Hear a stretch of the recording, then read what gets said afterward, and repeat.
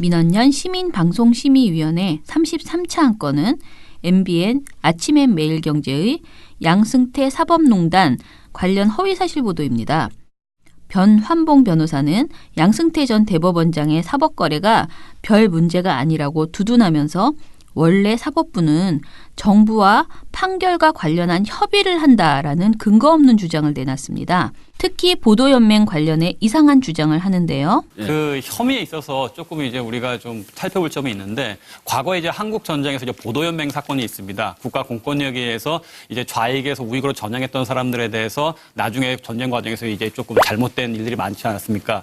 보도연맹으로 돌아가신 분들이 수십만 명에 이릅니다. 그것이 이제 한국 과거사를 바로 세우는 과정에서 그분들에 대해서 국가가 잘못을 인정을 하고 손해배상을 해주고 있었죠. 네. 그런데 이제 처음에 보도연맹 소송이 제기가 됐을 때 대법원에서 이 사건에서 상당히 고민을 많이 했습니다. 그러니까 개인별로 그렇게 몇 억씩 손해배상을 국가에 해주게 될 경우에 수십만 명에 대해서 수십조 원이 나가야 됩니다. 그럼 우리나라 1년 예산이 200~300조 되는데 거기서 1년의 예산의 1~20%가 손해배상 지급하게 된다면 국가가 파산하게 되겠죠.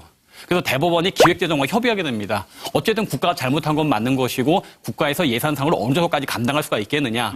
더 어느 정도 기획재정에서 예산을 정해준다면 우리가 여러 가지 법리를 통해서 어느 정도까지 구제할지 우리가 한번 대법원에서 검토를 하겠다라고 협의를 했다라는 말이 있습니다. 물론 이것도 이제 밝혀진 사실은 아니기 때문에 그냥 그 정도 협의가 있을 수가 있습니다.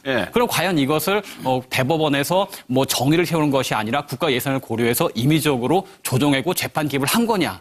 좀 대법원의 고민은 그런 게 있거든요. 1심, 2심 판사님 같은 경우에는 단순히 국가 잘못했으니까 손해배상 해야 된다라고 기계로 판단할 수 있겠지만 대법원에서는 우리가 그렇게 기계로 판단하게 될 경우에는 국가 예산상 부담이라든가 여러 가지 검토할 수밖에 없다. 보도연맹 재판 당시 대법원이 국가 예산을 걱정해서 기획재정부와 미리 협의했다는 MBN 변환봉 변호사의 주장, 과연 사실일까요? 그가 애매하게나마 스스로 실토했듯이 근거가 없는 말입니다. 변환봉 씨가 정확히 시기를 특정하지 않았지만 보도연맹 사건 국가배상과 관련해서 의미 있는 판결이 처음 나온 것은 2012년 울산 보도연맹 사건입니다. 당시 대법원은 손해배상 소멸시효를 이유로 희생자 유족 측의 패소를 선고했던 2심을 뒤집고 국가배상을 판시했습니다. 당시 판결문에는 2007년 진실화해를 위한 과거사위 진상규명이 있기 전까지는 유족들이 손해배상 청구권을 행사할 수 없었고 국가는 진실을 은폐해왔다라고 밝혔습니다. 이 판결은 지금도 국가폭력과 관련한 의미 있는 것으로 손꼽히고 있습니다. 그러나 이 사건 당시 재판부가 국가 예산을 검토했다거나 기획재정부와 협의했다는 내용은 그 보도를 전혀 찾을 수가 없습니다. 만약 변환봉 씨 주장이 사실이라면 이는 또 다른 사법농단이나 다름없습니다.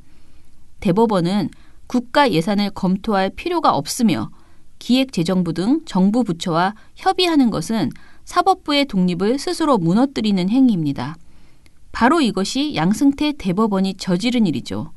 MBN은 이렇게 어마어마한 허위 사실을 말하고도 아무런 정정이나 사과 없이 지나갔습니다.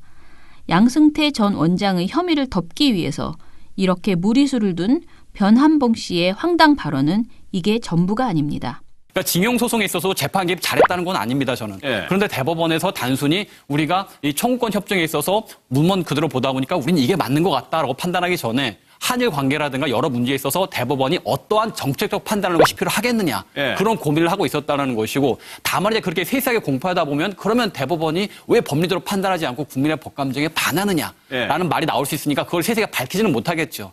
그런 고민을 감추는 상태에서 대법원에 있어서는 대법원의 판단은 여러 가지를 종합적으로 고려할 수밖에 없다. 그런 애둘러서 지금 말할 수밖에 없는 상황인 것 같습니다. 그러니까 그거를 받아주느냐 마느냐의 문제라는 말씀이신 그렇죠. 거죠. 대법원이 그런 정책적인 판단 기능이 있느냐 없느냐의 여부. 그렇죠. 변환봉 씨는 확인되지도 않은 보도연맹 재판에 이어 아예 양승태 전 원장의 혐의 중 하나인 일제강제징용 재판 거래까지 정당화했습니다. 대법원이 한일 관계와 정책적 판단을 고민하는 게 정상인데 국민 감정상 말하지 못했을 뿐이라는 겁니다. 그러나 바로 그렇게 법리 이외의 다른 고려로 재판을 이용하는 것이 사법농단입니다. 양승태 대법원은 상고법원 추진 및 청와대 의중을 살핀다는 명확한 정치적 목표가 있었죠. MBN 변환봉 패널은 이렇게 사건의 본질은 은폐하고 대법원이 한일 관계까지 고려하여 판결해야 한다는 엉터리 논리로 양승태 전 원장을 옹호하려 한 겁니다. 그런데 MBN의 진행자 한성원 앵커는 정정은커녕 변환봉 씨 주장을 정리해준 뒤 지나갔습니다. 사실상 MBN도 이러한 허위 주장에 동조한다고밖에 볼 수 없습니다. 여러분은 어떻게 보셨나요? 시민 여러분의 심의를 기다립니다.